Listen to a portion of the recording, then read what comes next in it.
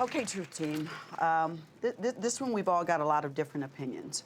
And we've got Angela, who feels that her brother is, faking his diagnosis. We've got a mother who's saying that she's an admitted enabler. And, there was a lot of different emotions that, I felt came up. So what do you all think? Is this jealousy? Is the mother enabling too much? For me, if the issue is Dan does have autism spectrum disorder, you're not going to ask a person with a heart disease to run a mile and then say he's lazy because he doesn't run a mile. So likewise, we shouldn't be labeling and criticizing Dan for the help that his family hasn't gotten to really help him move forward. And I guess that's my concern. I've been very quiet throughout this because I'm holding back emotionally. I am Angela.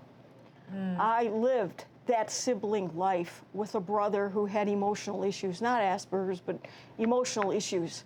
And I'm sitting there, and throughout my entire life, I kept questioning, why wasn't he properly treated? Why didn't we get the answers? Why is Mom giving him so much more attention? Why do I have a sibling that's much brighter than me, who can do more than me? And I lived through that, questioning that every single day.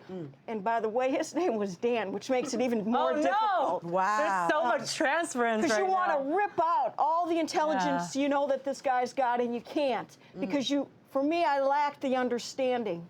And it's sad, and I will tell Angela in the end, when he died, and that was this August, it was an issue for me of, my God, all of the demons now that I never understood in his head are now gone. And he doesn't have to deal with them anymore, because I finally accepted I don't understand what was going on in Dan's head. And I couldn't change any of it. And that's when Angela that causes the resentment. The resentment and the anger and the frustration, and it's a hard life. And I want to tell her, because I feel bad. I see that drain in her, and I see me where I just want to bust out of my skin all the time. Well, and then here's my concern. I think the frustration this family is having is that the daughter sees that there could be more that can be done. Because she actually admitted on stage, you know what, maybe it's not the fake diagnosis. Maybe it's just that it seems like it's being used as an excuse by my brother and my mom. And at what point are they going to say, there is all of these amazing evidence-based services out there? When is he actually going to get into one of those? Dr. Judy, I have a question for you.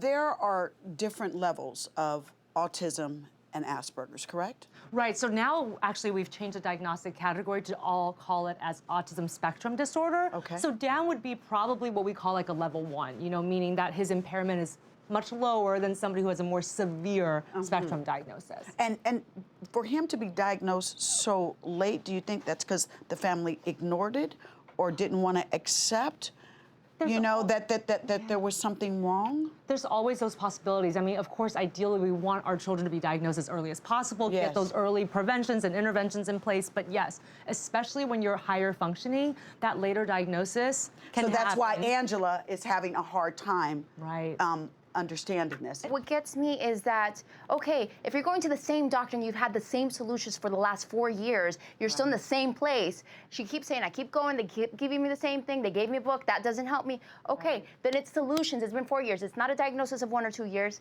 It's been 4 years now. What are we going to do to prepare for the future? Who gets to decide what's enough time for someone that's in a place of anguish versus advocacy? I see mothers who get the diagnosis, and it may take them 10 years before they can move out of that place of anguish to a place where you are, which is a place of advocacy, which is where I am, a place of advocacy. But that doesn't mean that they can process this. When you get a diagnosis, and I'm sure you know this, your child has a disorder, it is devastating. Absolutely. I mean, it is like life-changing. Here is my kid, for me, a Harvard-trained lawyer, my husband a Harvard-trained lawyer. Our son's going to Harvard. Well, guess what? Your son can't talk and ain't probably going to graduate from high school. That is devastating. And it took me, I couldn't say that word. I would cry every time I tried to say that word.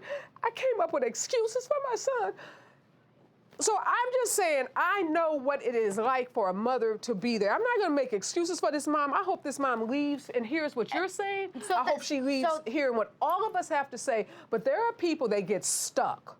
Good. And this message is for the people who are stuck. That if you find yourself in that position, get up, get moving. Don't victimize yourself. Don't stay in that position. You have to get things, deal with the emotions. But remember, you're not guaranteed to live tomorrow. And especially when it has to deal with your kids, you got to get active because you have to prepare them for the future. It might not look how you expected it to be, but you know what? He is capable of doing things maybe in a different way. But you got to get moving. That has to be an inspiration to get moving. All right, That's my biggest team, message. team, I see that this is highly emotional.